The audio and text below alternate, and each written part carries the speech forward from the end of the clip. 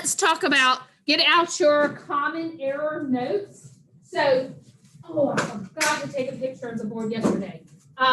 Shoot.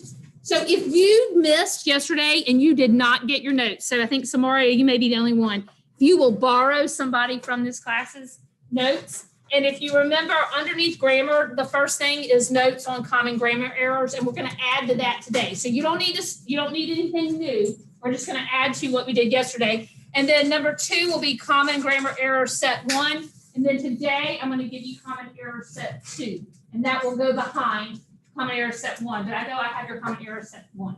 Okay, and then under literature, the first thing that's going to go under literature today is going to be Just Mercy, Chapter 11, questions and vocab. But we'll talk about that in just a minute. And that's 11, 1, 5. It's not 11. Whew, my brain sometimes. All right, so. Yes, so underneath literature, so today you're going to add underneath grammar, I'll start with grammar. Under grammar, you're going to add, the third thing is going to be common, and you can abbreviate common grammar errors, CGE, set number 2. I'm going to give you that today. And so that should be number 3 under grammar. And then under literature, we are going to do number 1. And it should be Just Mercy. And if you want to abbreviate Just Mercy, you can. Chapter 11, questions and vocab. And I would put a date 1/5. Your questions and your vocab we are going to do in class over the next few days. They will be due on Friday for a classwork grade of 50 points. But if you're doing them in class, they should be done by Friday, and it should be an easy 50 out of 50. Everybody participates, right? Okay, so let's look at common errors. We should be on common error number 5. Am I right? Yes. All right, so yesterday we talked about knowing the difference between lots of possessive pronouns and contractions, right? So somebody give me an example of one of the possessive pronouns we talked about yesterday and its contraction that sometimes gets confused with.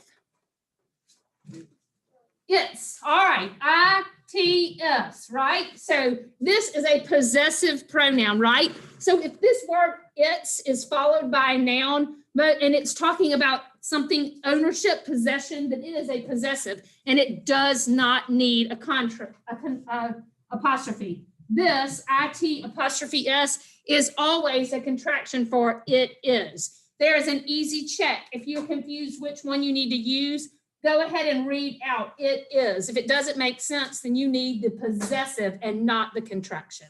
Somebody give me another example of a possessive pronoun that's often confused with a contraction. Whose, very good. So we have whose, S-E, and then who, apostrophe S. And as we learned yesterday, this is the possessive pronoun, right? So whose leg is hurting, right? That is a possessive pronoun, whose leg, right? Or, and you wouldn't say who is leg hurting, right? So therefore, it's easy to tell if it's a possessive pronoun or the contraction, who is. This is possessive for whose. All right, give me another one. There, and there we have 3 that can get confused, right? So, when do you use THERE?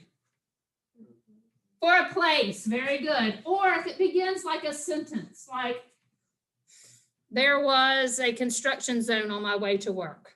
Okay, that's THERE. What do you use there? Or theirs? It can be either. There or theirs. When it's a possessive pronoun followed by a noun, it's showing ownership, right? And then when do you use there with apostrophe RE?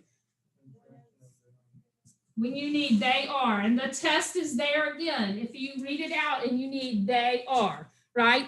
Okay, the only other one we want to be careful is your and your, right? Again, this is possessive pronoun, and this is a contraction for you are. Very good. All right, question Rule number 5. Today, we're going to talk about the difference between well and good. Does anybody know the difference of when you use well and when you use the word good? When someone is doing something, you use well. Because well is what? Most often. An adverb. Very good. So when you're talking about an action, it is most of the time appropriate to use the adverb well instead of good. Okay? How did you do? I did well, right? Because you're describing how you did. Remember, everybody remember adverbs describe or modify verbs, adjectives, or adverbs. Everybody remember that? Good is actually an adjective. So good describes nouns. So what was his behavior like? It was good.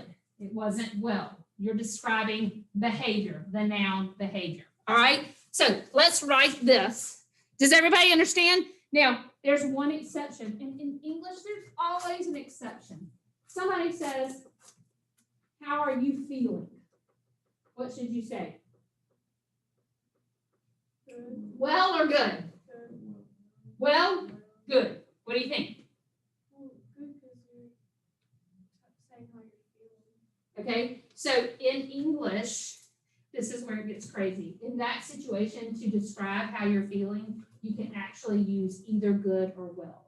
Now, English nerds will say you can only use well because it is describing feeling, the present participle. But some people can make the argument, I'm describing myself. So I'm a noun, or myself is a noun or a pronoun. So I'm going to use good. So if somebody says, how are you feeling? It is actually grammatically correct to say well or good.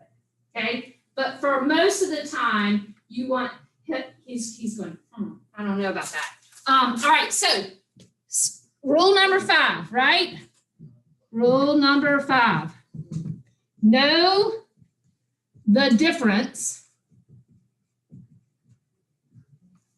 between good and well. For that last example, you could just say healthy.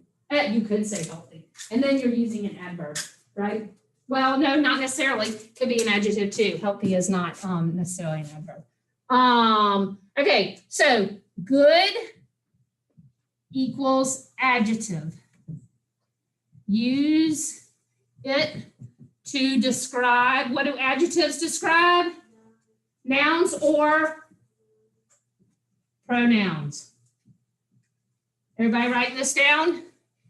Well equals an adverb most of the time. It's not always an adverb, but we use it to describe. What do adverbs describe? Verbs, adjectives, or other adverbs, right? Okay, so if I wanted to write a sentence about my daughter, I'm not sure that this is entirely true, but if I said she is driving good or is she driving well? What do you think?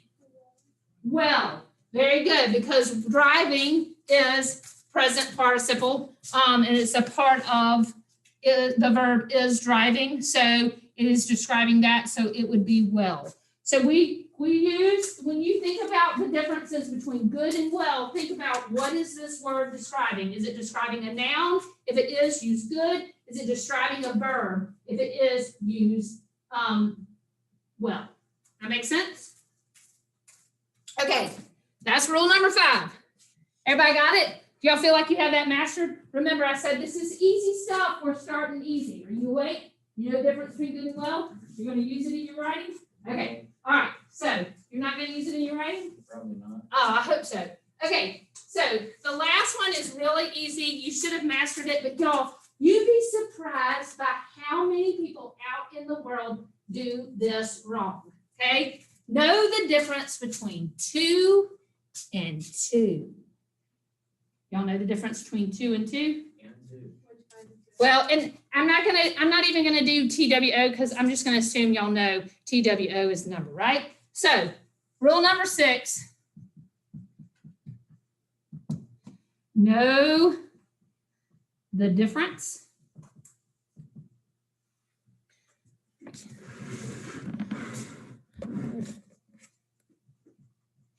between 2 and 2. Okay. So when do we use TO?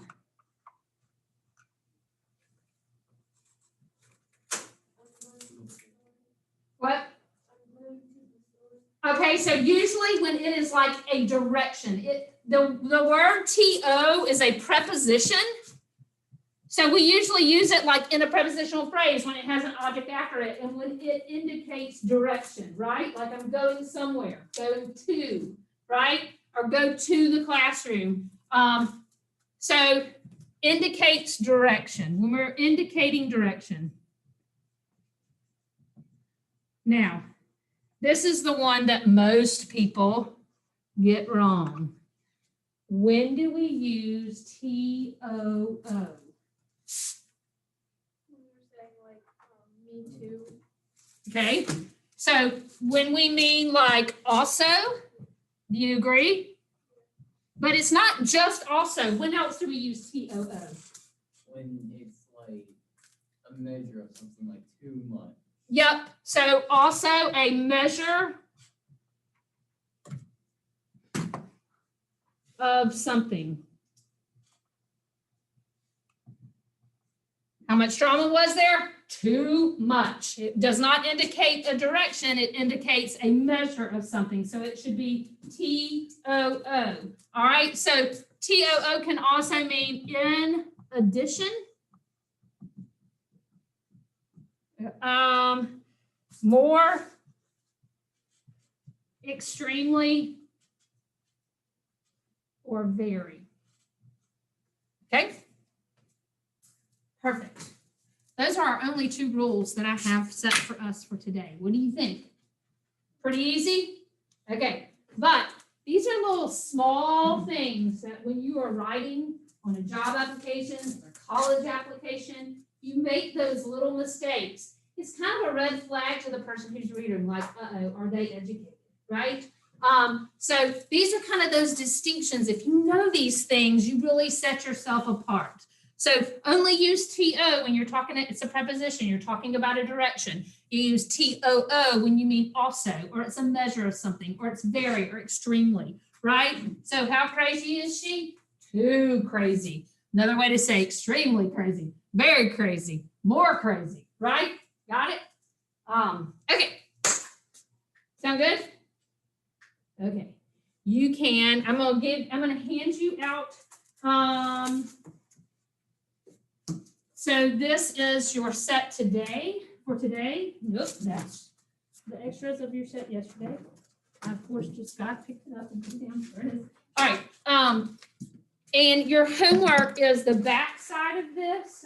It is exercise 4. Please put it in your, this is CGE set 2 that I'm handing out to you. Please put it in your grammar section and you will put it behind set 1.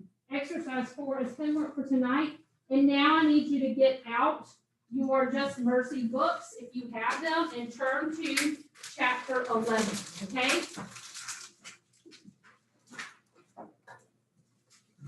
Did I give you one already? It goes to your grammar section, and it'll go behind set 1 when I give you set 1 back.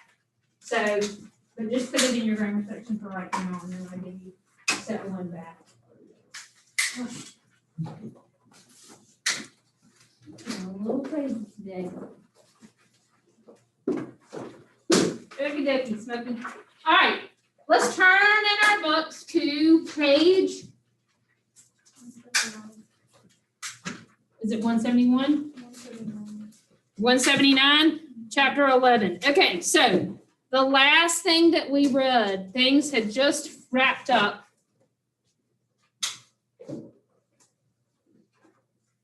Let me take a picture of this real quick. things had just wrapped up for Walter, and the Rule Petition 32 hearing, and it had gone really well. So they're sort of at this point waiting to hear what's gonna happen next. And so today, oh, I forgot, I have a new fun thing that we're gonna do. I need,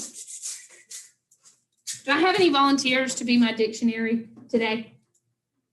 No. I'll have to make somebody come do it. All right, Eric, come here. Come sit in my special desk. Bring your book, bring your stuff, or just bring your, you don't have your book, do you? But bring your, paper I gave you. You're gonna be our dictionary dude today. All right, so when we get to a dictionary word, he's gonna look it up for us, and he's gonna tell all of us the definition, and we're gonna write it down, okay? All right, so let's go. Put away your homework. Don't be doing your homework right now, because we are looking at just mercy. Here we go. All right, old-fashioned dictionary. Awesome. Okay, I have got to get to, what page did you say? 170?